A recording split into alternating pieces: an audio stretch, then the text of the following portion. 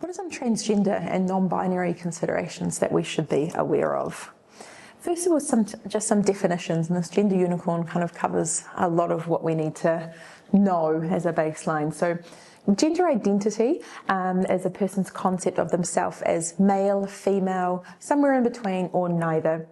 Gender can be the same as or different to what they were assigned at birth. And gender expression relates to their external presentation, so name, pronouns, behaviour, clothing. Gender diverse are those who don't conform to society's or culture's expectation for male and female in the gender binary. Some more definitions: sex assigned at birth, you can be AFAB, assigned female at birth, AMAB, assigned male at birth. Transgender people are those who don't identify with their assigned gender at birth. It includes terms like whakawahine, tangata iratane, and tahine.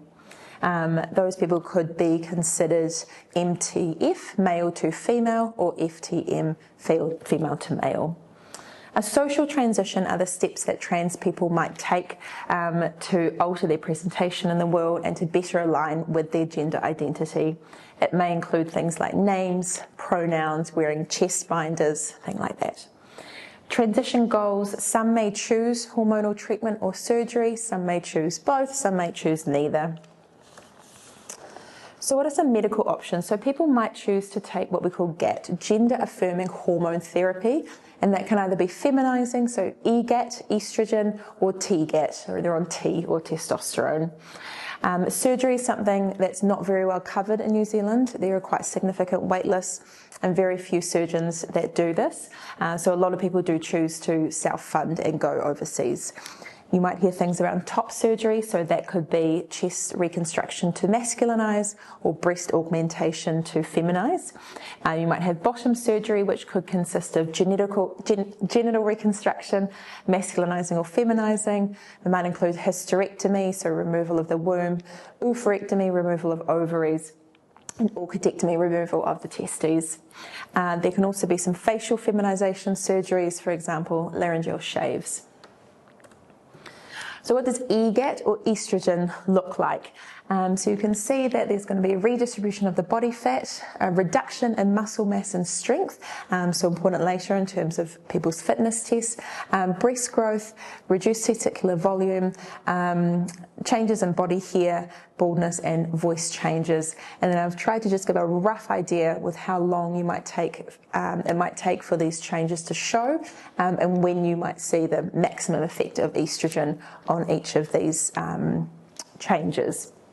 We know that estrogen feminizing hormones do give a risk of DVT, so deep venous thrombosis, which is a clot in the leg or in the lung, issues with cardiovascular risk and insulin resistance, so very important to keep exercising, and a small risk of osteoporosis.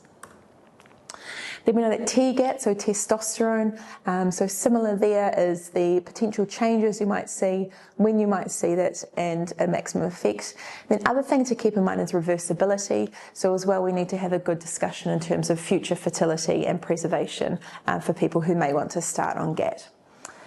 We know that there is a risk of polycythemia, so an increased platelet count, which, if severe, can lead to a risk of thrombosis. Issues with cholesterol, mood changes, and small risks of things like liver dysfunction, insulin resistance. In terms of physical health, we know that the vast majority of those who do take some kind of hormone, gender-affirming hormone therapy will experience some symptoms, and the severity and type of those obviously varies between individuals. Menstrual cycle management, we need to keep in mind. Having a menstrual cycle, if you don't identify as female, can be quite distressing. Voice changes, we know most people will get some degree of voice deepening on testosterone, but the exact effects can vary. Breast changes, so discomfort from the breast tissue before a top surgery. People taking feminizing hormones can feel quite tender as well.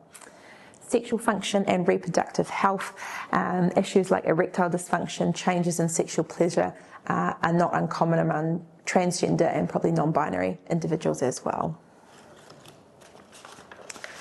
Mental health is a really important one to be aware of for transgender and non-binary people.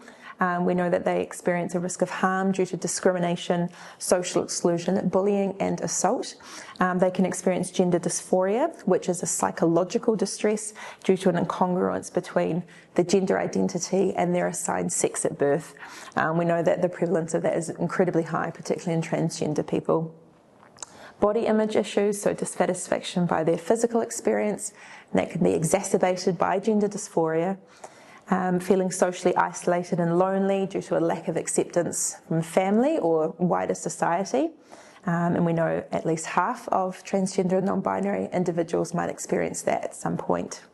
Anxiety and depression rates are incredibly high in transgender communities due to the stigma, discrimination, their own personal struggles. In New Zealand, we know that the prevalence of depressive symptoms can be as high as 40% compared to around 12% of the cisgender community. Around 60 to 70% of transgender or non-binary individuals will experience some kind of anxiety or depression compared to 20% in the general or cisgender population. Self-harm rates are well over 50% compared to around 20% in the cisgender community. And lastly, attempted suicide in the cisgender community looking around 6% prevalence, and in the transgender community around 26%. So really alarming statistics. What are some social and economic considerations for our trans and non-binary individuals? They do face, of course, discrimination and stigma due to their gender identity. We know that that's experienced by the majority, unfortunately, of trans and non-binary individuals. There's also a lot of difficulty accessing gender-affirming care depending on where they live in the country. Similarly, some legal and documentation issues. Trying to get, for example, a gender changed on an identifying document can be incredibly difficult. And economic hardship, we know that unemployment rates are significantly higher in these communities as well. So what are some applications here? So in terms of clothing, we can think about maybe non-gendered sports garments to make people feel more comfortable. Some advice around taping and strapping. The advice generally is no binding when someone is exercising, but thinking about how someone who is transgender or non-binary might feel not being able to wear their chest binder if that brings them a lot of comfort. Thinking also about the quite tender breast growth, particularly for trans female patients. Strength changes will be up and down, so those who are transitioning, for example, male to female, might choose to let their muscles atrophy to a certain extent, and other people might choose to maintain their strength and want to keep up their current fitness regime. Menstruation we've kind of touched on. It can be incredibly distressing if people don't identify as female and are regularly menstruating. So thinking also about the suitability of pool workouts. And lastly, each transition is different, so just kind of having some leeway and applying a bit of an individual lens to it as well. And then lastly, thinking about fitness tests. So there are some NZDF gender guidelines, and also thinking about the checking the policy for each service. We know that personnel, might want to try and sit their fitness test before they start transitioning, try and get an F1, and buys them about a year before they have to resit. Thinking about things like people who are, for example, male to female transitioning, the estrogen is going to reduce their physical strength. Conversely, people who are transitioning, for example, female to male, the testosterone effects are going to take some time to show.